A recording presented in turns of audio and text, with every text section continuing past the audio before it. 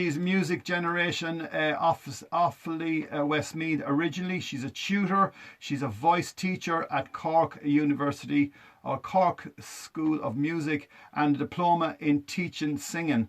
And she's the Guildhall School of Music. Helen, that's a whole huge handful. And I mean, half of us don't know what you've done. You're Mullingar the last 16 years, but you were in Cork for 16 years. Yeah. So, like, I grew up in Mullingar. We came back here when I was about 5. We were in England, and then I lived here all through my schooling and went to Cork after my Leaving Cert to UCC, studied there, and then I never left there. I stayed there for 15, nearly 16 years. So, yeah. You done vocals there. What exactly? Yeah. Right. So you headed out of Loreto. Were you singing going out the doors of Loreto or what? No. I was with Dorothy Horn for years here in Mullingar, the very, very well-known, magnificent Dorothy Horn. And she taught me piano for years. And I always sang. My first gig in Mullingar was my confirmation. Wow. And funny, my son just made his confirmation the other day.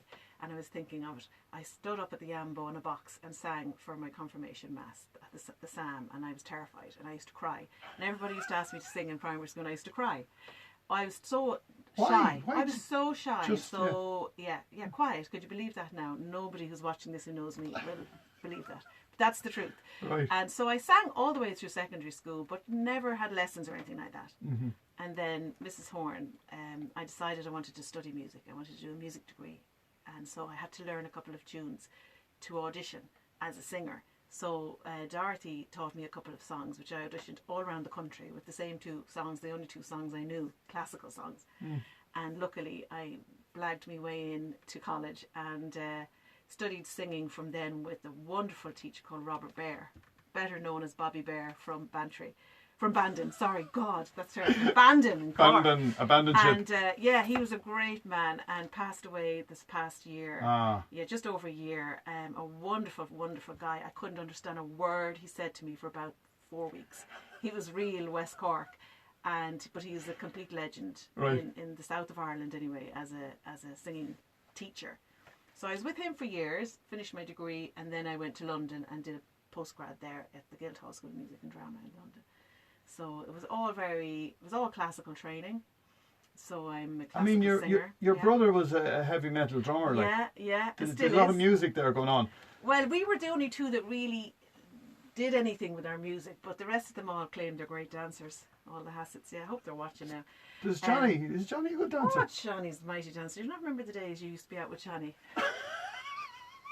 He'll kill me. Anyway, yeah, Paddy played, of course, still plays drums. Yeah, but I mean, you became classical. I mean, Mullingar, classical, like fair enough, we have the art centre and the art, that's a whole different area. Yeah. And to me, or a lot of people looking in thinking, the art centre and the choral society, they're all one. But I mean, what's going on in the art centre is totally different. And then it's classical music, so you're singing.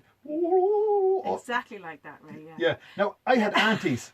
And they were big into that. Yeah. And then Uncle Joe then became Uncle Joe and he sang his thing. But they were so-called, that was the music in Mullingar going back. Show bands and...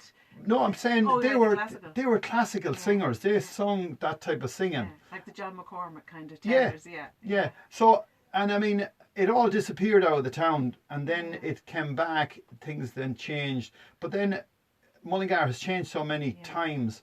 I mean, classical is big in the town now. Yeah. Well, I think at the time when I was learning, when I was in school here, there wasn't really anything like the choral society. Kind of, they would do classical repertoire. Like oratorios that I would have done as a soloist. That was my main platform, was recital work and oratorio, which is like orchestra, choir, and soloists. Oh yeah. And so that was what I spent most of my career in my 20s and 30s. Doing recital. You were gigging, like you were shows. It's so different. It's so different to anything that kind of is local. You know what I mean? Like, I suppose here we have a brilliant amateur music theatre kind of thing, with the art centre, and that's been going on for years, since way back Johnny White days, and I suppose. For me, I kind of sang with Shane Brennan in the Cathedral Choir as well. And Dorothy Horn had a wonderful choir called Studio 3, which the wonderful Maeve Dolan was a part of. And we sang in that I sang in that through my secondary school. So we would have done a lot of classical music, arrangements of music. So it was always kind of there. And I think I never really knew anything about it. Certainly I didn't hear it in my own home. But I don't know, it was something I was kind of drawn to, I guess. And then when I sang it, my voice suits that kind of music. Okay. Like, I wanted to be a rock and roll singer, but it's just not me. Like, just sometimes you got to accept that your voice is suitable to certain music, and doesn't mean I don't love every kind of music, which I do, but sometimes your tone of your voice and your instrument just suits a certain kind of music, and that was my kind of genre. So for them 16 years, you went to London, you sang in theatres, and you sang with big orchestras, and you done solos and all that, and then you came back to Mullingar. And what did you do then? Well, when I came back to Mullingar, I was still singing. I moved to Mullingar with the intention of not teaching, because I had taught at the School of Music in Cork.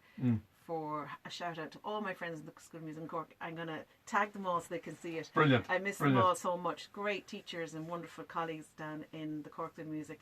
And I taught there for about 8 years as a voice teacher. And it was great. And I had a lot of experience. I put on little operas and staged things, and I was teaching third level. So there were kids that were doing degrees. And then when I came home, I decided, no, I'm just going to perform. And I was still performing. And I used to go to the Chamber Choir Ireland, hello to all the Chamber Choir Ireland people, and I used to dep with them in and out. And that's a small 16-part professional choir. At the time, it was the only really functioning one in Ireland. Wow. And but I kind of got reeled into teaching by Gerard Lillis in St. Finian's, the Scola teacher, because I sang at a wedding with him, and he said, I have a few kids that, are really good, blah, blah, blah, blah, blah. And so I blame him for that. He kind of reeled me in, and I ended up teaching voice in St. Finian's. And I still performed a good bit as well, but never really locally here, because it's mostly with orchestras and piano accompanists. It's hard to get a few lads together in an orchestra downtown. Yeah, it's just not that kind of music scene is not here. Like, we've a brilliant music scene in every other aspect of music, but not really apart from the choral society. There wouldn't really be anything. And I was a soloist, so I didn't want to sing with a choir. I love teaching choir and I love being in a choir, but I was a soloist at the time. So I kept going, and then, my kids were born, and, I suppose I kind of put this performing side of things away a little bit, maybe in the last 5 to 6, 7 years. And I've been teaching a lot more. And I love teaching. I love it. And you didn't marry a Cork man? No, I married a big Mullingar head, followed me around the place, followed me down to Cork. I did, a big GAA man, But sport is really important, it's really important to me as well. I loved sport. And Paul Ahern, who will know him, he'll kill me now for mentioning his name. So he was in Cork, we were real Corkionians, because I was in the School of Music, a huge big building, and he worked in Murphy's. Right. So, so we moved home then. When the kids arrive, you want mammy. So your mommy. Yeah, my mommy, exactly. But no, it was great. I never regretted moving home, even though there wasn't a big scene here. I was very close to Dublin, and it was great. But you're very busy now, as it is, with your kids and looking after what has to be done, and teaching people. And everyone who I meet, I was chatting to Helen Hassett during the day. Oh, jeez, Helen taught me, and Helen taught me. I was talking to three people up in the barracks there, and definitely you've been involved in some way in their life. And the girl actually said to me, she was actually backstage. I think Rena Casey, yes, she's a great girl, great singer. As she was doing backstage at the sound course. And she was backstage, and I met her, and then she arrived out to do this the show up in the barracks, and I looked around. She says, I met you before. I says, where did I meet you? She says, it was in the Mears Court. Yes. I says, right. So anyway, I ended up interviewing her, and she says, Helen Hassett. I says, Chan, well, Helen taught me, and she says, did I remember? And she says, yes, I do remember you when you met her, So oh no, I've loads, and I love that about I love teaching, and I'll teach any kid that wants to learn, and I don't care what they sing musically, as long as they do it. I suppose as a teacher, your job is to teach them how to be a healthy singer, and that's my big quest in life, is to keep people singing with a healthy voice and healthy tone and healthy technique, and for longevity of voice, and for, you know, and like some of them come in and they want to sing whatever this song is, and I'm like, really, like, no. That's not the song for you. No, it's, you can listen to that and you can dance around the kitchen, but like, you just sometimes you have to accept that, like I'm not going to sing heavy metal ever. Yeah. Do you know what I mean? But the range of a lot of people say, I'll pick that song and try and sing it, and then they go and sing it and go, that doesn't sound right. Yeah. You know, and like my question to you is like, how do you have a healthy voice? Like, so fair enough. My father always encouraged me to sing. And I always loved singing when I was at school and the whole lot, but I never thought of myself as a singer, right? Yeah. And just by the encouragement of your family and the whole lot, you continue singing, and you just, as I say, open your mouth and push, as some people say. Yeah. But sometimes you can hurt your voice. You can spend a whole night snoring and not able to talk the next day, and maybe your voice will come then. I've never myself had any lessons. Yeah. And breathing, I thought, was, you know, sure, jizz, we breathe all the time. Yeah. Sure. How would breathing? That is true. Yeah. But we don't breathe properly as well when we're singing. Well, I think what the thing is, there's a few, like, you can always benefit from a little bit of knowledge about everything, of course. But like, I think a lot of people, like for yourself, you probably sing reasonably healthy, and you sing with a mic, and you have plenty of volume, and you're not killing yourself. You're not singing over a huge band or whatever that is. So like for me, I guess I take a student on and I teach them a little. Well, at the beginning we speak a lot about physically, what do you do when you sing. A lot of people don't know even what's involved in your body when you sing. Yeah. And the whole mechanics of it. So, that comes out of your neck. We do, and they think it's all here, and so you have to teach people where it begins, and a little bit, even when they're little. Yeah. They still understand that what you can do, and you can teach them then a little bit. Most of us breathe pretty well. What happens is, it's not that we don't breathe well, it's that we don't control how we let it out, and that is the problem. So you let it out too quick, or you don't control it, or you don't support it. So that's what I find. Is, of course, everybody can breathe, we wouldn't be here. So it's just about learning how to control that breath, and that's what singing is controlling the breath, and then, you know, learning how to resonate sounds properly and find the right placement for sounds. And it's just such an interesting, because there's different places you can sing thing. From. You can sing from your head, and you can sing from your throat. You can sing from your belly. In classical music, and I always teach classical technique to start with, because it's a really healthy way of singing. There's no stress or strain on the voice. Like, I could sing a concert for 3 hours in a classical concert and physically be exhausted, but vocally I'd never be tired. Yeah, but you're able to talk the next day. Absolutely, 100%. I've never lost my voice, touch wood, there's no wood. But from singing anyway, definitely not. Might have been from roaring at a Beyonce concert or something, or in Dolan's pub or something, you know. Yeah. But like, it's all about teaching people how to resonate properly. And in classical singing, we kind of think chest and head. We wouldn't even think about the throat. Like, it doesn't even come into our radar.